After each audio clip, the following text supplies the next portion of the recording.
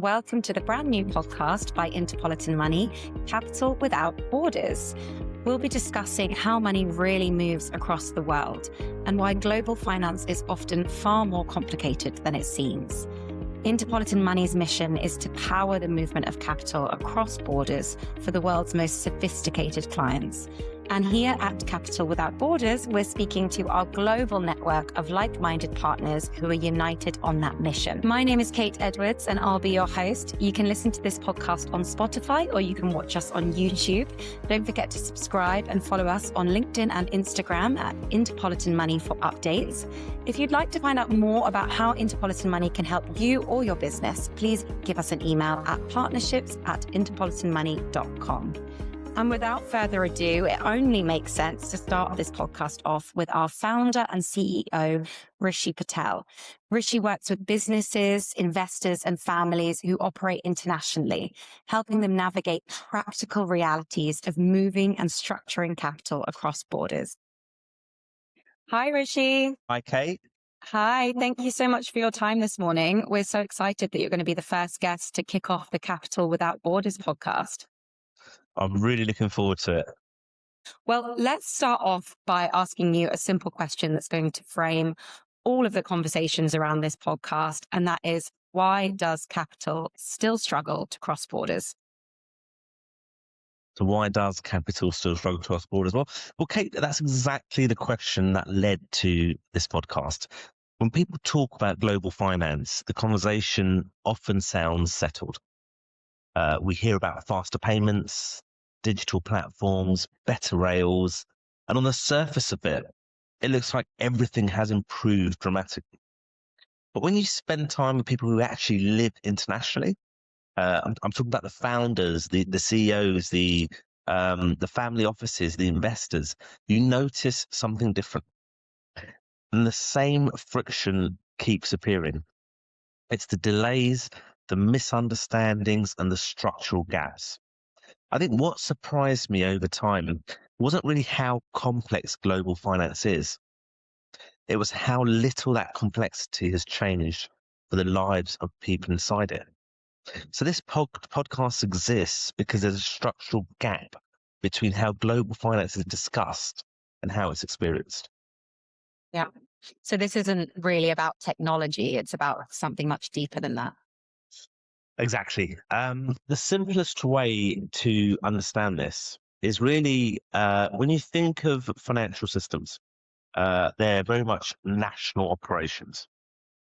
If you look at the world today, capital is global. Most banking infrastructure was genuinely designed for domestic economies. It was one regulator, one currency, one legal framework. But the world people operate in today doesn't look like that anymore. Businesses span supply chains across continents. Families hold assets internationally. Investors operate globally, yet the systems remain very much fragmented. Each jurisdiction has different rules.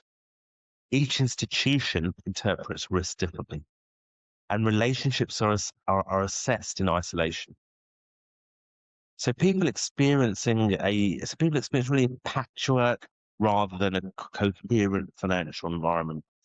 Technology has improved speed, but speed isn't alignment. Money moving faster doesn't mean moving it intelligently. In many ways, technology has just allowed people to encounter the same problem, but more quickly. Yeah.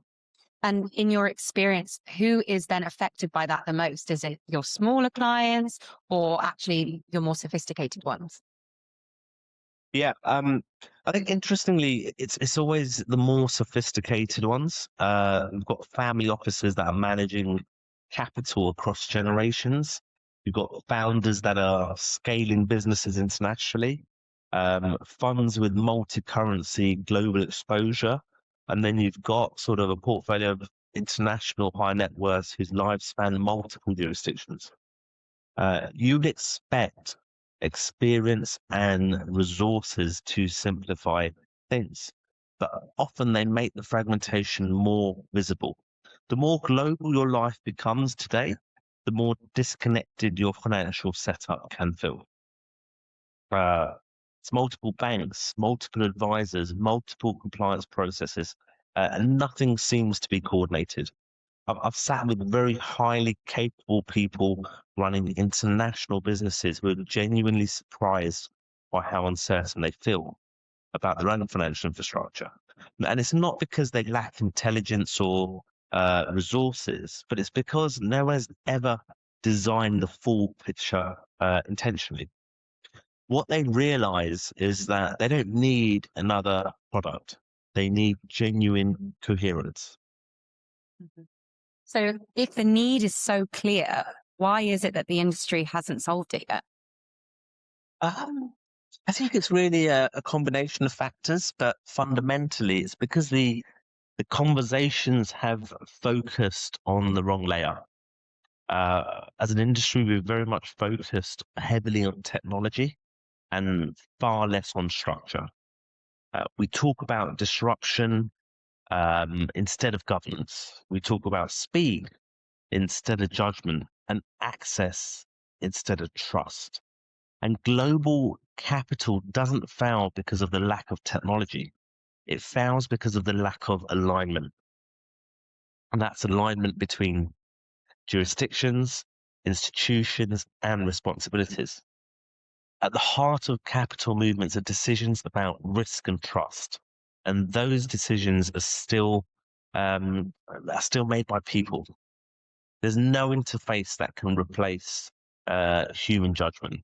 There's no platform that can remove accountability.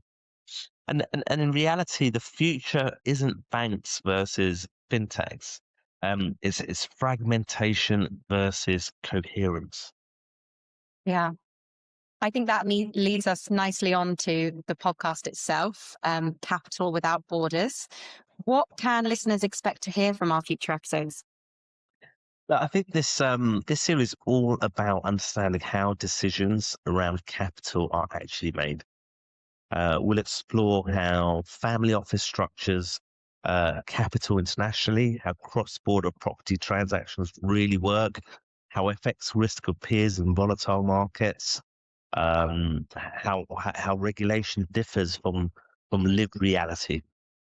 We'll also talk about trust, how it's built and how it breaks, because that ultimately determines whether capital moves smoothly or not.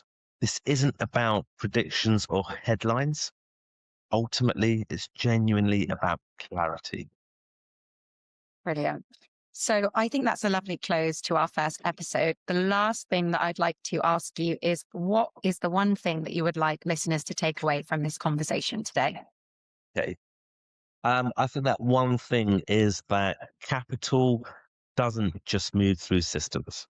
It moves through trust, structure, and judgment. And once you understand that, I think the whole picture starts to make much more sense. Well, thank you so much, Rishi.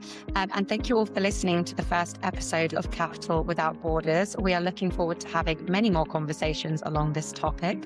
So until next time. Thanks, Rishi.